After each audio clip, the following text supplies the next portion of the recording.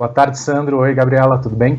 Tudo bem. Eu quero começar te perguntando sobre a abrangência dessa operação, né? Muita gente dizendo que é a maior operação do país, da Polícia Federal contra o PCC, em vários aspectos, no número de mandados, na quantidade de membros, né, alvejados, aí, de membros da facção alvejados, mas também no número de estados. São 19 estados, mais do Distrito Federal. Eu queria te perguntar o que isso nos diz sobre a facção, sobre o PCC. No seu livro você descreve um pouco, né, das ramificações desse grupo que foi criado em São Paulo.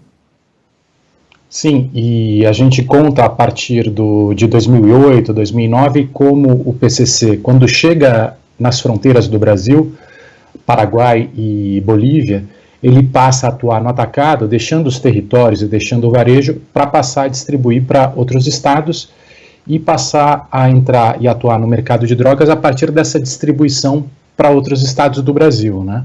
Então, essa é uma mudança de patamar do modelo de negócios que acaba dando muito certo.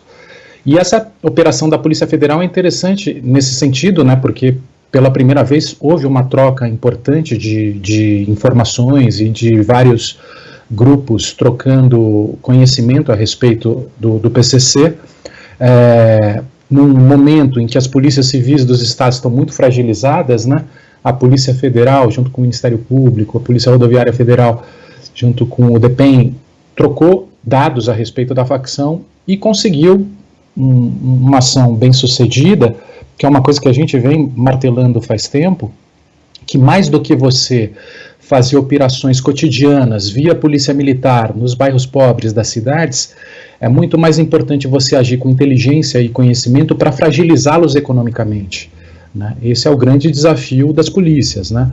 E a Polícia Federal, nessa operação, parece ter sido bem sucedida nesse sentido.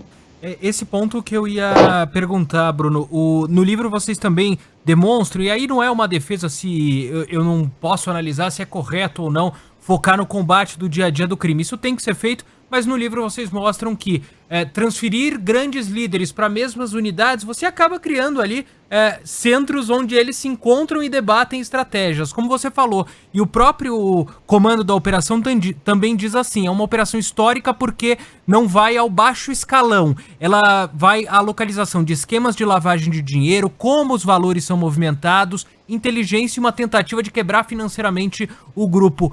Esse parece ser o melhor caminho para combater um crime que hoje a gente pode falar, profissionalizado, no caso de uma facção do tamanho do PCC? Eu acho que sim, teve alguns dilemas, né, que a segurança pública acaba tendo que enfrentar, porque em 1990 havia 90 mil presos no Brasil. 25 anos depois, saltou para quase 800 mil presos.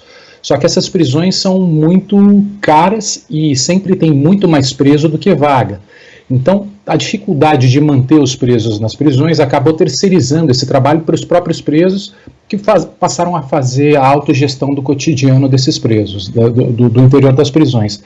Além disso, esse enxugamento de gelo nos bairros, né, e muita violência policial em decorrência desse enxugamento de gelo, acabou dando o mote para o PCC falar, olha gente, o crime tem que fortalecer o crime, o nosso inimigo é o sistema.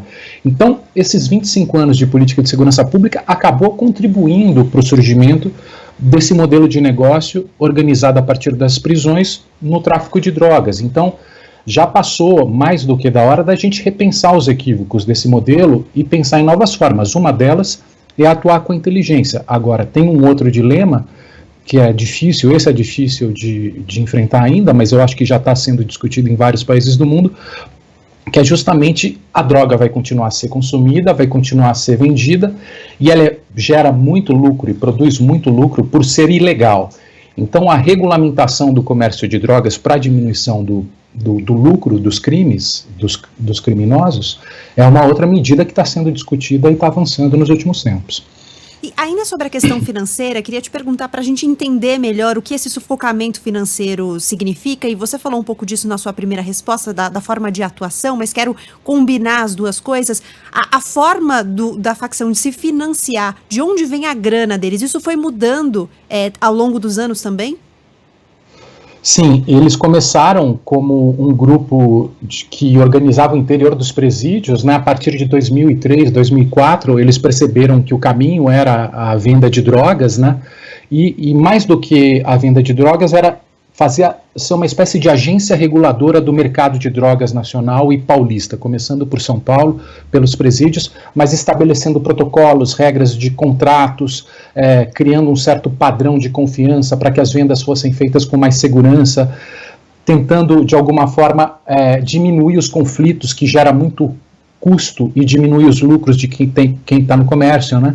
Então o PCC teve uma visão muito pragmática como uma agência reguladora para estabelecer regras e formas de se entrar nesse comércio de drogas. E passou a ser muito mais lucrativo quando ele chegou nas fronteiras da América do Sul e passou a vender por atacado, porque o custo do varejo é muito alto, né? Tanto pagamento de propina a policiais, como conflitos que acaba gerando. No Rio de Janeiro, por exemplo, isso é muito mais evidente, que a guerra custa muito alto, né? Os grupos lá, as facções estão em permanente conflito entre eles, isso gera muito custo. O PCC conseguiu transcender os territórios ao chegar no atacado e passar a distribuir para os estados, ganhando muito mais dinheiro do que antes. E estabelecendo regras, contratos, fazendo acordos e evitando o dia a dia dos conflitos varejistas, que são muito mais custosos. Então, dessa forma, eles foram se estruturando, né, se profissionalizando, e viraram um modelo muito esperto, né, e ágil para regulamentar esse comércio de drogas, que é muito lucrativo, né, dos negócios criminais mais lucrativos do mundo, né. Então, eles souberam oferecer esse modelo de negócio para aumentar os lucros e diminuir os custos. Dentro esse dia a dia, como você fala, a gente teve uma crise em São Paulo, por exemplo, quando o PCC determinou uma série de ataques, principalmente contra policiais, onde as pessoas tiveram que ficar dentro de casa. Quando você tem esse confronto do dia a dia, a sensação de insegurança é tão grande que a gente é levado a crer que o grupo está muito forte, que a facção está muito forte, porque eles estão atacando a cidade inteira.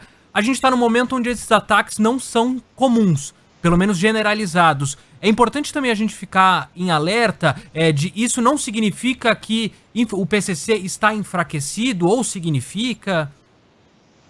Não, uma das coisas que a própria polícia diz, né, e que é meio lugar comum nas políticas de segurança, é que o silêncio é mais preocupante até, né, porque quando não tem barulho é porque eles estão ganhando dinheiro e estão conseguindo prosperar. Aquele caso ocorrido em 2006 foi um divisor de águas e foi algo muito localizado. Eles não voltaram a repetir uma estratégia como aquela, mas foi importante para criar o símbolo de resistência que eles queriam para regimentar outros filiados, né? Acabou funcionando nesse sentido. Agora, ao mesmo tempo, gerou muito problema, né? E atualmente o que eles têm feito é agir principalmente de forma mais localizada contra agentes públicos, né? Penitenciários principalmente, depois que eles foram para os presídios federais e passaram a cumprir pena nesse regime mais duro, né, e passaram a fazer ameaças diretamente aos funcionários dos sistemas federais, que é um pouco até a operação entra nessa inteligência, nesses grampos que identificam uma série de benefícios para quem faz atentados contra agentes do Estado e tudo mais. Então mudou a estratégia, né? Eles não querem mais comprar a briga com a opinião pública. Eles querem pressionar as autoridades até de forma localizada para eles se sentirem acuados e muitas vezes fragilizar as políticas, né, do federal, por exemplo. E então é pouco provável que haja uma reação, por exemplo, a essa operação de hoje? O que tem se falado e o que eu tenho acompanhado por notícias, eu não tenho acompanhado mais tão de perto como na época da produção do livro, então tenho acompanhado mais por jornal, é que existe uma insatisfação muito grande nos presídios federais, até porque a cúpula do PCC hoje se encontra nos presídios federais, e o regime de cumprimento de pena é muito duro nos presídios federais, né? Então, o que as inteligências têm detectado é uma conversa a respeito de fazer movimentos, opressão, para funcionários ligados a esse sistema, ao sistema federal, que são menos presídios, são 5 presídios federais, muito menos do que nos estados, tal, né? Então é uma coisa mais localizada, relacionada à cúpula da facção.